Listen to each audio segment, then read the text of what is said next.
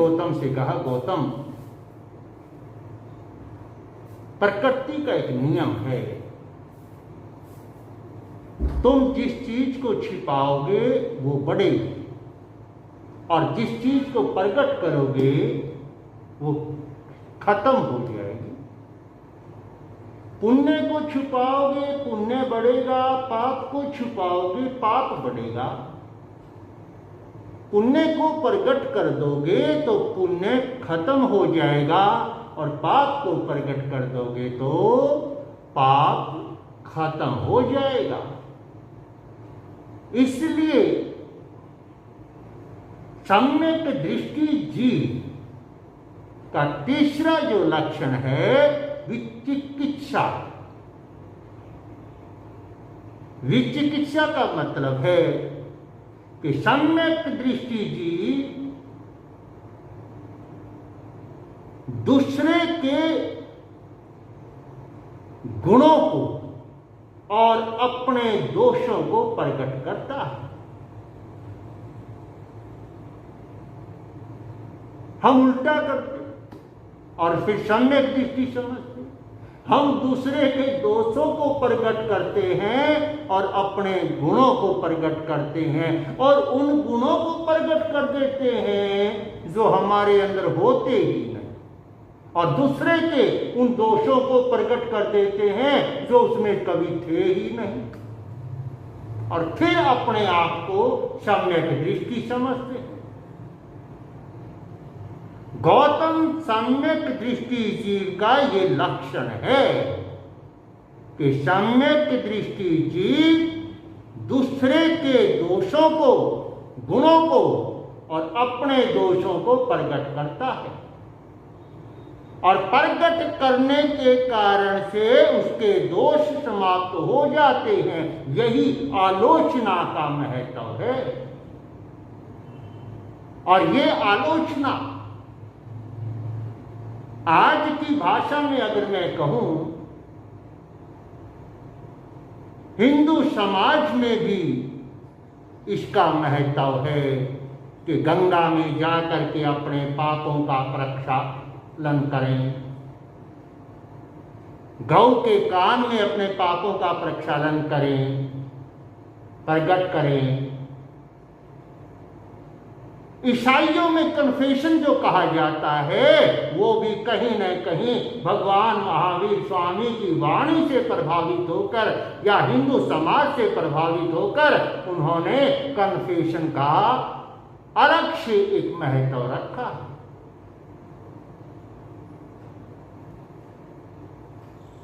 इसके दो लाभ हैं।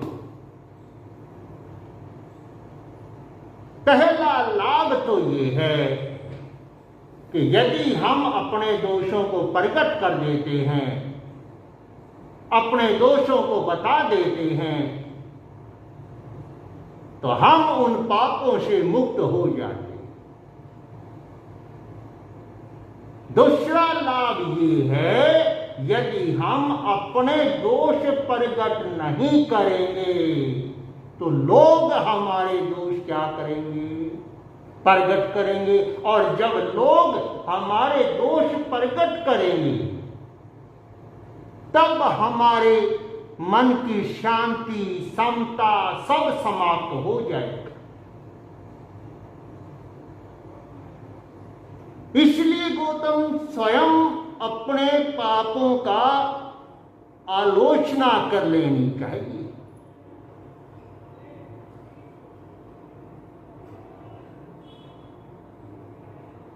यहां पर भी एक बात का ध्यान रहे गौतम, यदि मैंने आपको ये कहा है कि व्यक्ति पापों का आलोचना अगर करेगा, प्रकट अगर करेगा तो उसके दोष खत्म हो जाएंगे, पाप खत्म हो जाएंगे, तो इसका मतलब ये मत लेना कि तुम चौराहे पे खड़ा होकर के घोषणा करने लगो, किसी के सामने भी आलोचना करने लगो। अगर ऐसा करोगे तो तुम्हारे जीवन के लिए समस्या पैदा हो सकती है, तुम्हारे जीवन के लिए समता खत्म हो सकती है, शांति खत्म हो सकती है। क्योंकि ना मालूम तुमने किसी ऐसे व्यक्ति के सामने अगर अपने दोष प्रकट कर दिए या चौराहे पे खड़े होके कर दिए और वो तुम्हारी कमजोरी का नाजायज फायदा उठाए, ब्लैकमेल करने लगे, ढिंढोरा पीटने लगे, तो भी तुम्हारे मन की शांति समाप्त हो जाएगी। दूसरी बात, अगर व्यक्ति इस प्रकार से आलोचना करता है सामूहिक रूप से, तो वहां एक खतरा और रहता है कि व्यक्ति का अहंकार आड़े आ जाता है और फिर वह उस पाप की भी आलोचना कर लेता है या पाप को बढ़ा चढ़ा के बोल देता है या पाप को घटा करके बोल देता है कि आलोचना ही करनी है। आलोचना करने वाला अगर धर्मात्मा है तो फिर हम किसी से कम धर्मात्मा नहीं, हम सबसे बड़े धर्मात्मा। इसलिए वो छोटी छोटी बातों को भी बड़ा बड़ा के क्या करता है, कहता है। अगर तुम्हें इस बात के प्रमाण चाहिए तो महात्मा गांधी की डायरी पकड़ आत्मकथा पढ़ के देख लो। ऐसी आलोचनाएं कर रखी हैं जो संभव ही नहीं। क्यों? अगर धर्मात्मा ही इस प्रकार से कहला सकता है तो फिर मैं कोई कम धर्मात्मा हूं? वहां व्यक्ति छोटी बात को भी बड़ी बना करके क्या करता है। मान लो किसी व्यक्ति ने 2 रुपए की चोरी की,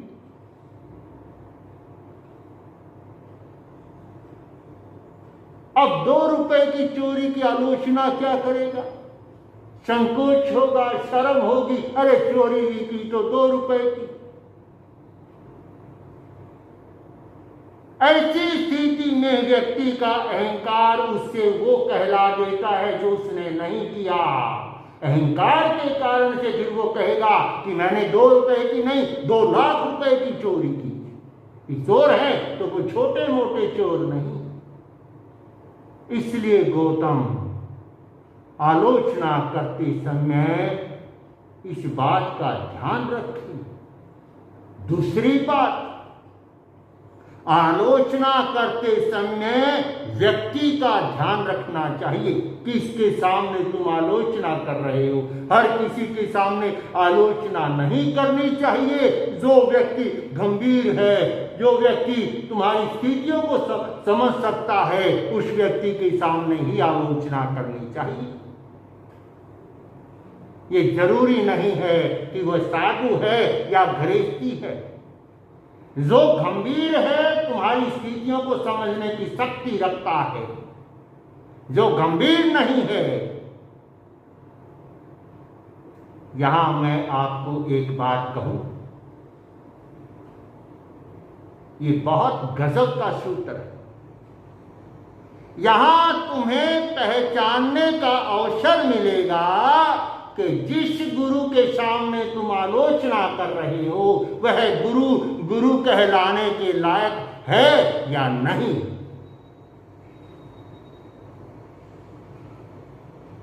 मान लो तुमने किसी गुरु के सामने अपनी बात शुरू की कि गुरुदेव, मेरे मन में बहुत बार चोरी करने का भाव जागता है, या मेरे मन में बहुत बार काम वासना की स्थिति पैदा होती है, और उसकी आंखें, उसका चेहरा, उसकी बॉडी लैंग्वेज अगर तुम्हें इस प्रकार देखे कि अरे तुम तो बड़े पापी निकले, हम तो बड़ा धर्मात्मा समझते थे तुम्हारे को, यदि वह तुम्हें धिक्कारने लगे, तुम्हारे को छोटा अनुभव करवाने लगे, पापी अनुभव करवाने लगे, तो समझ लेना ये व्यक्ति गुरु के लायक नहीं है।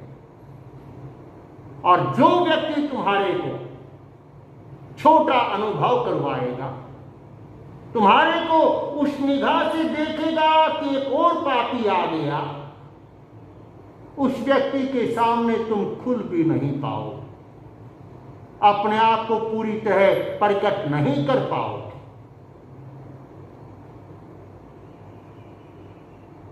प्रकट किसके सामने कर सकते हो? प्रकट उसी के सामने कर सकते हो जो तुम्हारी आलोचना के बावजूद तुम्हारे को छोटा नहीं, बल्कि तुम्हें ये आभास कराए कि आलोचना करना पापी का काम नहीं, धर्मात्मा का काम है। तुम कोई साधारण व्यक्ति नहीं हो जो अपनी आलोचना प्रकट कर रहे, जो तुम्हारे को छोटा ना बनाए, बल्कि तुम्हारे महत्व को तुम्हारे सामने प्रकट करे कि तुम कौन हो। अपाशो परमात्मा, तुम भी परमात्मा का रूप। और फिर दूसरी बात, ऐसा कौन है जिसने गलती ना की हो? कौन है ऐसा? किसी की प्रकट हो गई, किसी की छुपी पड़ी है। संसार में कोई ऐसा व्यक्ति नहीं होता जिसने कभी न कभी कोई न कोई गलती ना की। अब तूने भी ये गलती कर दी है तो कोई अलग से नहीं है, स्वभाव है, सहज है, मनुष्य है। मनुष्य से भूल होती है, गलती होती है, लेकिन अब इस बात को तूने अनुभव किया कि ये गलत था, भविष्य में इस मार्ग पर नहीं चलने का। वह तुम्हें छोटा नहीं बनाएगा, वह तुम्हें मार्ग छोड़वा करके धर्म के मार्ग पर चलने की प्रेरणा करेगा। यहां तो समस्या अलग है। यहां तो सत्संग में, प्रवचन में, सामने आदमी को जलील किया जा, अरे मर के नरक जाओगे, सुअर बनोगे, गधा बनोगे। ये साधु की भाषा नहीं है, समझ लेना चाहिए। जो इस प्रकार की भाषा का उपयोग करता है उसमें साधु का कोई लक्षण नहीं है। साधु में तो करुणा बरसेगी, प्रेम बरसेगा। वो इस बात से गर्वित हो जाएगा कि इसने ये भूल की और इसका परिणाम, अगर ये आलोचना ना करता तो ना मालूम इसको कितने कितने कष्ट या कितनी कितनी पीड़ाएं झेलनी पड़ती। वो तुम्हारे उस भविष्य के परिणाम को सोच करके भी तुम्हारे प्रति करुणा से भर जाएगा। और जो तुम्हें अभिशाप दे कि नरक जाओगे, त्रियंश में जाओगे, वह व्यक्ति साधु का कहलाने का अधिकारी नहीं है। गौतम, ये ध्यान रखने का, आलोचना व्यक्ति के लिए पापों से छुटकारा पाने का सबसे सरल और सबसे आसान तरीका है। लेकिन इस आलोचना में बहुत सारी बातों का ध्यान रखना पड़ता है।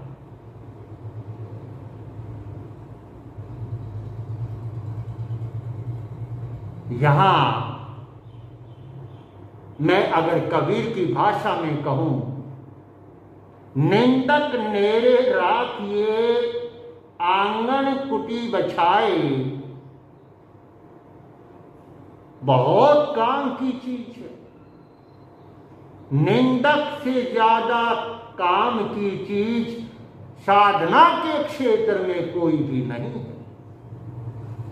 हम निंदक को बुरा मानते हैं। कबीर कहते हैं ये बिठा ले अपने पास, अपने आंगन में रख, 24 घंटे तुम्हारे पे निगाह रखेगा और तुम्हारे कमजोरियों को, तुम्हारे दोषों को प्रकट करता रहेगा। जो बहुत बार हमें खुद नहीं पता चलता कि हमारे अंदर क्या कमी है, वो क्या करेगा। उसकी निगाह इतनी सूक्ष्म होती है, इतनी सूक्ष्म होती है, लेकिन दूसरे के लिए खुद के लिए नहीं, दूसरे के लिए, कि जो दोष किसी को भी ना दिखे, निंदक उसको भी देखने की शक्ति रखता है। और वो जब हमारे सामने प्रकट करेगा तो हमें हमारी कमजोरी का पता चला। निंदक से कभी किसी को नुकसान नहीं होता, हाँ, तारीफ करने वालों से नुकसान जरूर होता। और तारीफ कोई आपकी करता है वो अच्छा लगता है, निंदा करता है तो बुरा लगता है। तारीफ करने वाला तुम्हारी तारीफ इसलिए नहीं कर रहा कि तुम तारीफ के काबिल हो, वो इसलिए तारीफ कर रहा है कि उसे कुछ न कुछ मतलब निकालना है।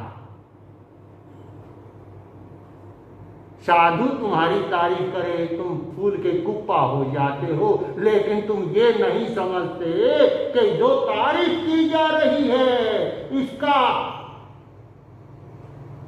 मूल्य चुकाना पड़ेगा। वो मूल्य धन में भी हो सकता है, वो मूल्य लड़ाई झगड़े में उपयोग में भी हो सकता है।